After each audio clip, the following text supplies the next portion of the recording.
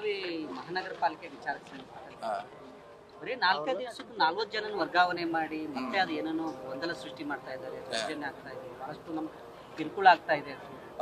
ನನ್ನ ಕಡೆ ಅಸೋಸಿಯೇಷನ್ ಬಂದಿದ್ರು ಅವರು, ಈ ರೀತಿ ಸುಮಾರು ಟ್ರಾನ್ಸ್ಫರ್ ಮಾಡ್ತಾರೆ ಮತ್ತೆ ವಾಪಸ್ ತೊಗೊಳ್ತಾರೆ ಅಂತ ಹೇಳಿದ್ರು. ಈಗ ನೋಡೋಣ, ಒಂದ್ಸಲ DC ಕಡೆ ಮೀಟಿಂಗ್ ಮಾಡ್ತಾರೆ, ನನಗೂ ಐಡಿಯಾ ಅಲ್ಲದ.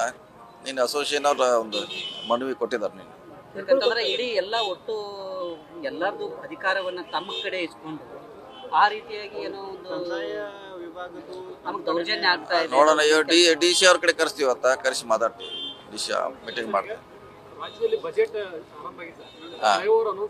ನಾಳಿಂದ ಇಲ್ಲ, ಇನ್ನು ಮುಂದೆ 15ಕ್ಕಲ್ಲ ಬಜೆಟ್ ಇರೋದು, 15ಕ್ಕೆ ಅವಾಗ ಅನೌನ್ಸ್ ಆಗ್ಬೇಕಲ್ಲ. ಸಿದ್ಧತೆ ನಾವು ಕೊಡ್ತೀವಿ. ನಾಳೆ ಬಜೆಟ್ ಮೀಟಿಂಗ್ ಇದೆ ನಮ್ದು, ಅವಾಗ ಕೊಡ್ತೀವಿ. ತಹಸೀಲ್ದಾರ್ ಮೇಲೆ ಲೋಕಾಯುಕ್ತ ದಾಳಿ ಆಯಿತು, 4 ಕೋಟಿ ರೂಪಾಯಿಗೂ ಅಧಿಕ ಹಣ ಕೂಡ ಸಿಕ್ಕಿತು. ಆದ್ರೂ ಕೂಡ ಮತ್ತೆ ಲೋಕಾಯುಕ್ತದಿಂದ ಸರ್ಕಾರಕ್ಕೆ ಪತ್ರ ಬರಬೇಕು, ಬರ್ದಿದ್ದಾರೆ ಸರ್. ಅದಾಗ ಆಟೋಮೆಟಿಕ್ ಸಸ್ಪೆಂಡ್ ಮಾಡೇ ಮಾಡ್ತಾರೆ. ಅಲ್ಲಿಂದ ಬರ್ಬೇಕು, ಬರ್ದೆ ಡೈರೆಕ್ಟ್ ಆಗಿ ಮಾಡಕ್ ಬರಕ್ಕೆ ಬಂದ್ ದಿವಸ ಮಾಡ್ತಾರೆ. ಅದೇನು ಪ್ರಶ್ನೆ ಇಲ್ಲ, ಬರ್ಬೇಕದು. ಯಾಕಂದ್ರೆ ಅದು ರೆವಿನ್ಯೂ ಇಲಾಖೆಯವ್ರು ಮಾಡ್ಬೇಕು. ಬಂದ್ರೆ ಖಂಡಿತವಾಗಿ ಮಾಡ್ತಾರೆ. ಯೂಶುವಲಿ ಎಲ್ಲ ರೇಡ್ ಆಗಿದ್ದೆಲ್ಲ ಸಸ್ಪೆಂಡ್ ಮಾಡೇ ಮಾಡ್ತಾರೆ.